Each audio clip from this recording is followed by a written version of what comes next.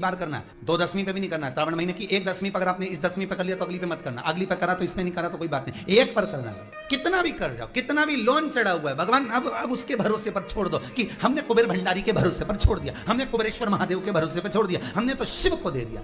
पर विश्वास रखकर गलत मार्ग पर चलता है। शंभेश्वर महादेव शंकर जी का एक नाम है, शंभेश्वर महादेव।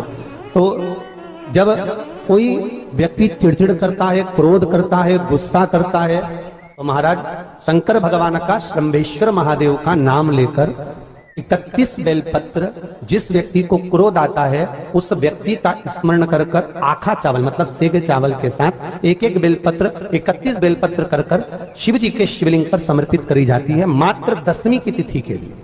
केवल दसवीं, चाहे उजाला की हो चाहे अंधेरे की। कौन से महादेव का नाम लेना है?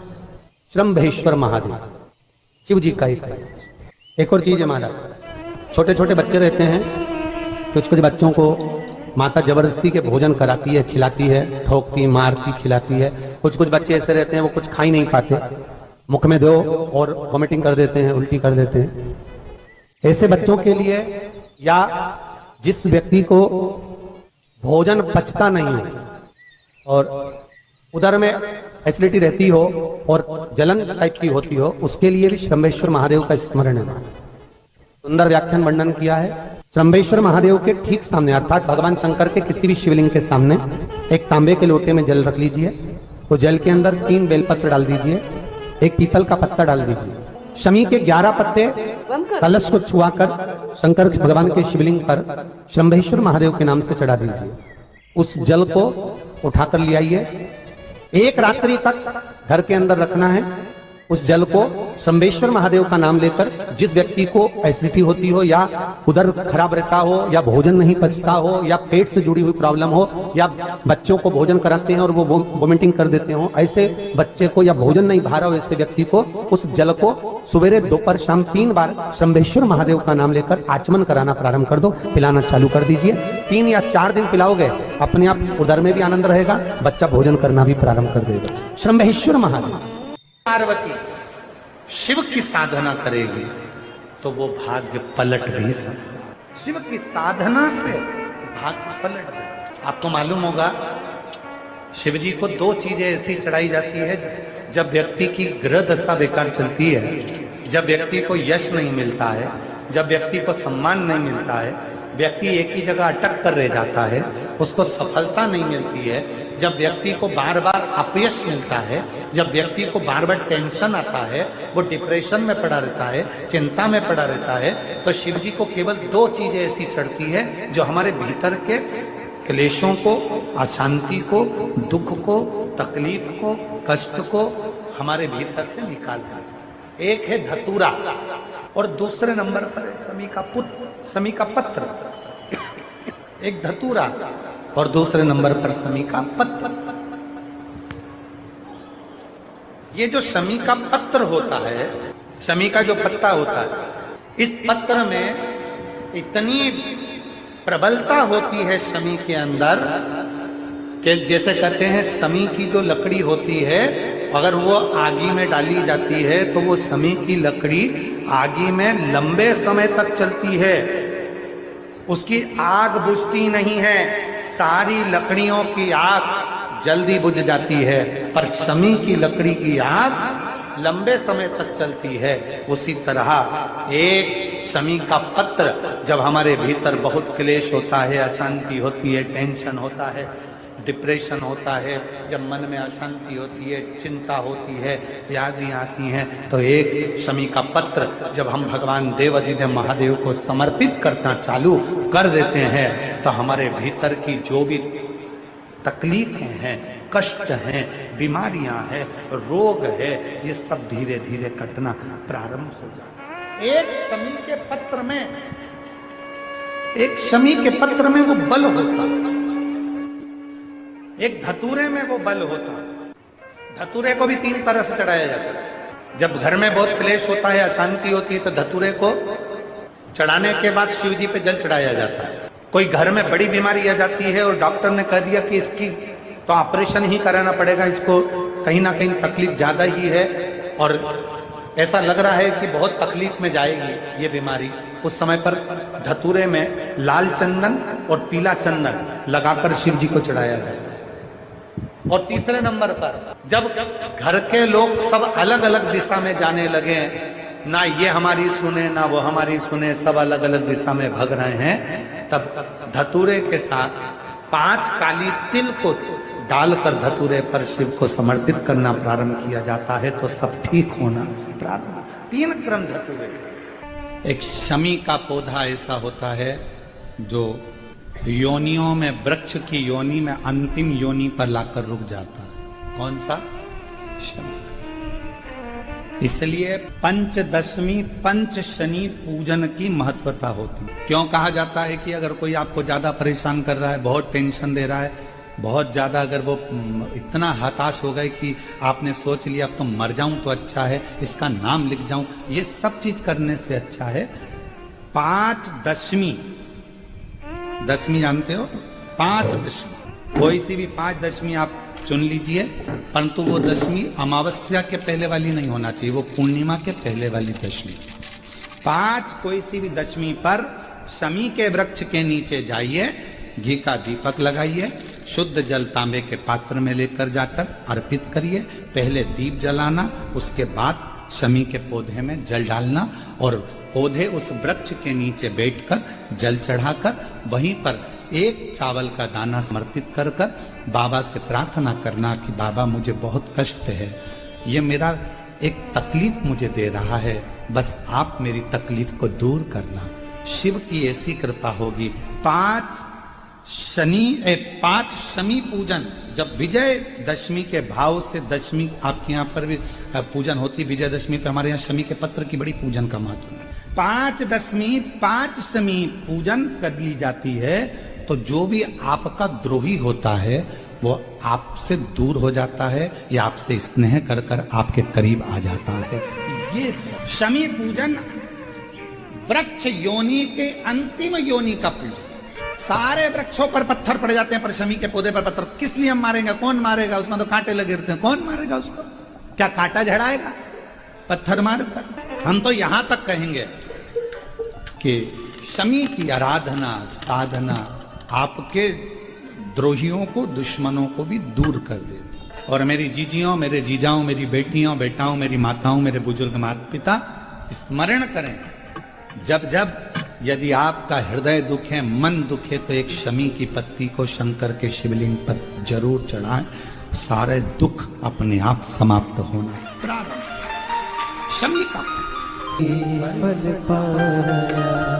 जो जैसी भावना लाया वो ऐसा ही फल पाया, नहीं खाली उसे लौटाया, वो मन ही मन हर्षाया, और कर दिया माया काशी वाले, लुटा दिया भंडार काशी वाले, लुटा दिया भंडार काशी वाले, कर दिया माला काशी वाले। जो जैसी भावना लेकर आता है, जिस भाव से आता है, बाबा उसके मन के भाव को समझ लेते हैं। और शिव महापुराण में त्रंबेश्वर बाबा का एक कितना सुंदर वर्णन किया गया कि अगर मान लो कोई व्यक्ति नशे में डूबा रहता है, मदिरा का नशा छोड़ ही नहीं रहा, पूरा प्रयास कर लिया और वो दारू छोड़ने को ही तैयार नहीं, 8 साल 10 साल 15 साल 20 साल 25 साल 30 साल निकल गए और वो मदिरा छोड़ ही नहीं रहा, बहुत तकलीफ में, नया लड़का है, अभी शादी हुई, बहू बेचारी रोती है, घर के बच्चे रोते हैं, पर वो मदिरा का नशा छोड़े ही ना। तो त्रंबेश्वर महादेव का स्मरण करें। बेलपत्री के 5 पत्ते, शमी के 3 पत्ते। बेलपत्री के कितने पत्ते? 5। शमी के कितने पत्ते? 3। बेलपत्र के 5 पत्ते, शमी के 3 पत्र और काली मिर्च 5। एक पत्र शमी पत्र सब साथ में लेकर काली मिर्च के साथ में बाबा देव अधिदेव महादेव को, भगवान शंकर को समर्पित करो। श्रंभेश्वर महादेव का नाम लीजिए। जम के बोलो, कौन सा महादेव? श्रंभेश्वर महादेव। आपने कथा में सुना होगा कि शरंभ पक्षी का रूप मेरे शंकर भगवान ने लिया था। किसके लिए लिया था? नरसिंह भगवान को जो गुस्सा आ रहा था, नरसिंह भगवान जो तोड़ फोड़ कर रहे थे, सारे देवताओं को डर लग रहा था, तब भगवान शंकर ने शरंभ पक्षी का रूप धारण कर नरसिंह भगवान को अपने पंजे में उठाकर अलखनंदा नदी में ले जाकर डाल दिया। शिव जी ने एक नाम लिया, शंकर जी का एक नाम का उच्चारण हुआ। क्या नाम था? जम के बोलो, श्रंभेश्वर महादेव। आवाज नहीं आ रही है, जरा दम के बोलो, कौन से महादेव? बोल श्रंभेश्वर महादेव की। श्रंभेश्वर महादेव 5 बेलपत्र, 5 कमल काली मिर्च, 3 शमी पत्र शंकर जी को चढ़ाकर बाबा से शंभेश्वर महादेव का नाम लेकर विनय कर बाबा आपकी कृपा होगी तो जीव नशे से मुक्त जरूर होगा। शंकर, आपकी कथा कहती है कि आप राम नाम की मस्ती में डूबते हो और नशे को त्यागते हो। बाबा, मेरे भी घर में एक व्यक्ति, उसका नाम ये है, ये गोत्र है, वो नशे में डूबा रहता है। बाबा, इसको नशे से बाहर निकालो। झोली पसार कर प्रणाम करो। अपने हाथ की हथेली को, जैसे ये जल बहने वाला जो स्थान है, यहाँ ये पानी जो यहाँ से बहकर आता है, अपने सीधे हाथ की हथेली को यहाँ लगाओ। सीधे हाथ की हथेली को यहाँ लगाकर, ये जो जलाधारी है, यहाँ अशोक सुंदरी का स्थान होता है, अपनी हथेली को यहाँ लगाओ। कार्तिकेय गणेश जी का जो स्थान जलाधारी पर होता है, वहां हथेली को लगाकर बाबा के शिवलिंग का स्पर्श कर जो चढ़ाई हुई सामग्री है उसको वापस उठा लो और लेकर आ जाओ। शमी पत्र मदिरा पीने वाले व्यक्ति के कक्ष में रख दो, और एक बेलपत्र और एक काली मिर्च जो मदिरा के नशे में लगा रहता है, सुबह के टाइम पर बेलपत्र, शाम के समय पर काली मिर्च, किसी भी तरह से उसको खाने में देना प्रारंभ करिए। 15 दिन बाबा का चढ़ा हुआ जल शंभेश्वर महादेव के नाम से दीजिए। ज्यादा से ज्यादा 20 दिन 22 दिन के अंदर वो धीरे धीरे मदिरा छोड़ना प्रारंभ कर देगा, मदिरा से दूर होता चले। शिव तत्व शंकर ओ घड़ी, शिव ओ घड़ी। फिर से एक बार भगवान का नाम लीजिए। कौन से महादेव? श्रंभेश्वर महादेव। और ये नाम कोई साधारण नाम नहीं है। कितना भी घर में झगड़ा हो रहा हो, भाई भाई का झगड़ा हो, रिश्तेदारों का झगड़ा हो, कोर्ट कचहरी चल रही हो, अगर आप तकलीफ में हैं तो एक लोटा जल श्रंभेश्वर महादेव के नाम से शिव जी पे चढ़ाओ। धीरे धीरे धीरे धीरे अंतर। कोई कोमा में पड़ा है, व्हील चेयर पर पड़ा है, हॉस्पिटल में पड़ा है, डॉक्टर ने कह दिया कि अब भगवान के ऊपर है, हमने सारी दवाइयां दे दी, गोलियां दे दी, सारा इलाज कर लिया, अब ये उठेगा नहीं उठेगा, चलेगा नहीं चलेगा, आगे बढ़ेगा नहीं बढ़ेगा, इसकी जवाबदारी हमारे पास नहीं है। उस समय पर केवल ध्यान देना, अशोक सुंदरी, गणेश जी, कार्तिकेय वाले स्थान पर एक एक चावल का दाना 3 रखो। अगर पी ले तो ठीक है, नहीं पी सकता उसके शरीर पर उस जल को लगाना रोज प्रारंभ करो।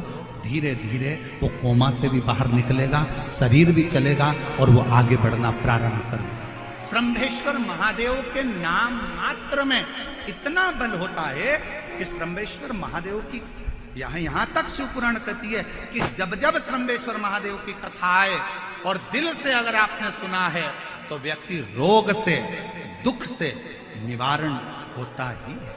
वो श्रंभेश्वर महादेव, श्रंभेश्वर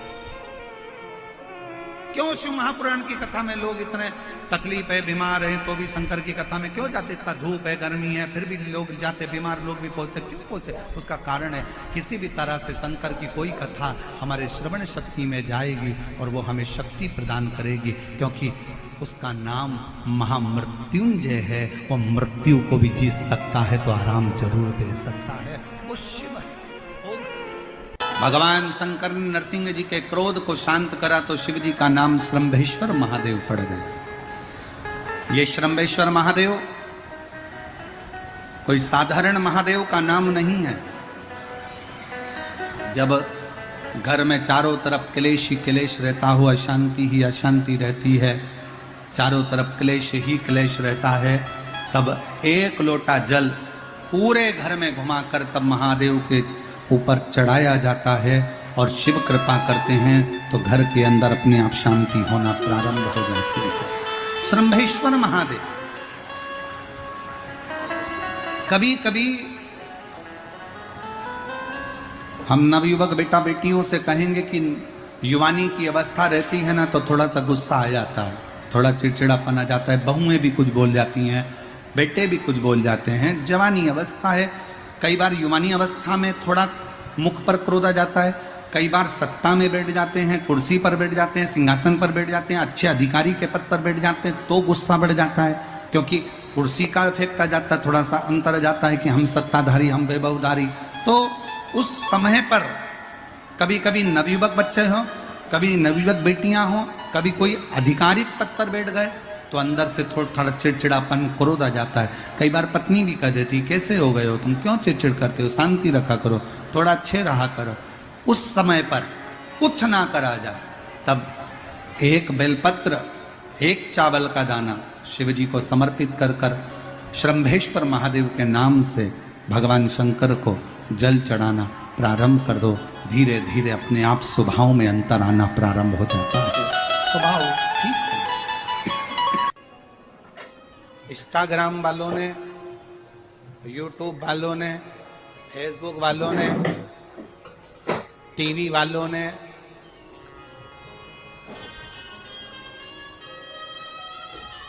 जितना फेसबुक है, जितना टीवी है, जितना इंस्टाग्राम है, जितनी सोशल मीडिया है, इन्होंने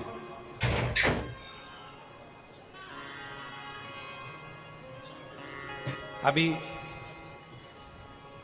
नूतन संवत्सर में, नूतन संवत्सर के पहले बहुत सारे मीडिया पर चलते रहे कि शनि लग गया, शनि लग गया, शनि लग गया। जितने यहाँ कथा में बैठे हो ना, तुम सबने भी मोबाइल में देखा होगा तो देख रहे होगे, वृश्चिक पे लग गया, कुंभ पे लग गया, ढैया लग गया, 7.5 लग गया, आधे से ज्यादा तो शनि के डिप्रेशन में पड़ गए।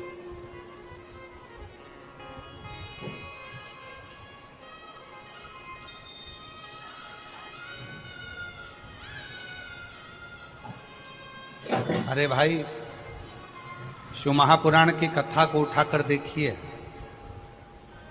दुनिया के लोगों को शनि लगता है, शनि को शंकर लगता है।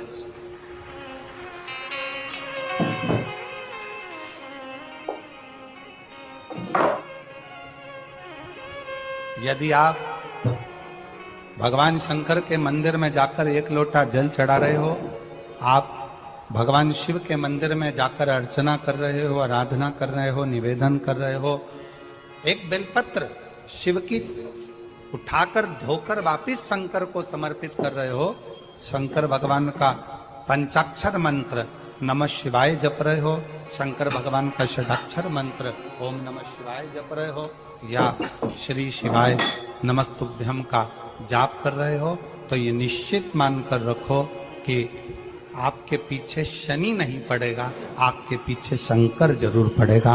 और शंकर जब हमारे पीछे पड़ेगा तो हमारा उद्धार अपने आप होगा। शिव शिव नरेन ने बोला, लक्ष्मी आज शनिवार का दिन है, जिस दिन अपन इस दरिद्रता से मिलने के लिए पीपल के पेड़ के नीचे आए हैं।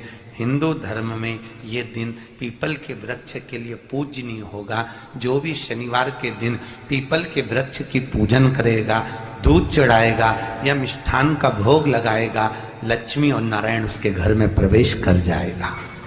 लक्ष्मी और नारायण उसके घर में प्रवेश करेगा। इसलिए नियम बनाया। कौन से दिन का? शनिवार। लक्ष्मी जी बोली नारायण आपने तो एक दिन का वार लिख दिया। शंकर जी ने 7 वार बनाए हैं, रविवार, सोमवार, मंगल, बुध, गुरु, शुक्र और शनि। ये शिव जी ने बनाए। अब एक दिन आपने अपना बना लिया, बाकी के दिन अगर कोई इस पीपल के वृक्ष के नीचे आएगा और यहां तो दरिद्रता बैठी है तो उसका क्या होगा? भगवान नारायण बोले सुन दरिद्रता, तेरे से एक विनती है, अगर कोई भी मनुष्य इस पीपल के पेड़ के नीचे अगर 7 दिन में आता है और उसके हाथ में अगर कोई सामग्री होती है तो तू उसके घर में प्रवेश नहीं करेगी। नियम है पीपल के वृक्ष का, या तो पानी का लोटा लेकर जाओ, कुंकू का चोपड़ा लेकर जाओ, शक्कर लेकर जाओ, या पेड़ के नीचे चींटी को डालने के लिए आटा ले जाओ, पर खाली हाथ पीपल के वृक्ष के नीचे कभी मत जाओ, कभी नहीं। खाली हाथ जाओगे तो दरिद्रता तुम्हारे घर में प्रवेश करेगी। दरिद्रता उठकर खड़ी होकर बोली नारायण तुमने अपनी मनमानी करी है, एक दिन मुझे भी मेरा चाहिए। भगवान ने कहा बोल कौन सा दिन चाहिए? दरिद्रता कहती है रविवार के दिन इस पीपल के वृक्ष के नीचे मैं दिन भर नृत्य करूं, इसमें रहूं, और जो यहां आए रविवार को मैं उसके घर में प्रवेश करूं। भगवान ने कहा ठीक है। दरिद्रता रविवार का दिन एक ऐसा दिन रहेगा जिस दिन तू इस पीपल के वृक्ष के नीचे नृत्य करेगी और जो आएगा इस पीपल के वृक्ष के नीचे तो उसके साथ प्रवेश करेगी। मैंने तुझे वर दिया। इसलिए हमारे यहाँ केवल पीपल का वृक्ष अगर दीवार में भी लग जाता है ना, किसी की फैक्ट्री की दीवार में, किसी के घर की दीवार में पीपल का वृक्ष अगर लग जाता है, पीपल का पौधा लग जाता है, उसको कितना भी तोड़ लो वो वापिस लग जाएगा। फिर तोड़ोगे फिर लग जाएगा। अगर पीपल के पौधे को तोड़ना है तो केवल रविवार का दिन एक नींबू, एक मिर्ची और बमूल का कांटा, ये 3 चीजें रखने के बाद में आधे घंटे बाद रविवार के दिन पीपल के पेड़ को उखाड़ कर फेंक दो। दूसरी बार कभी पीपल दीवार में लगता ही नहीं।